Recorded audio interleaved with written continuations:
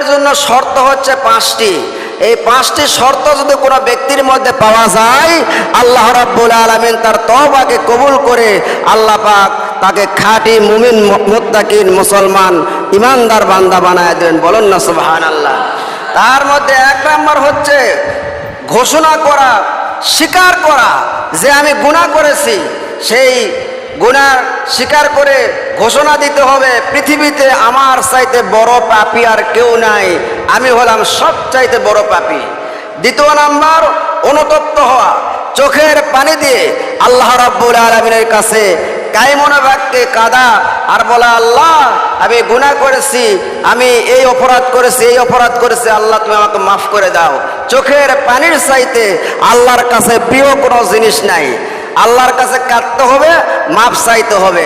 তবে এইরকম না যে সকালে সুদ খায়া বিকালে মাপ চায়া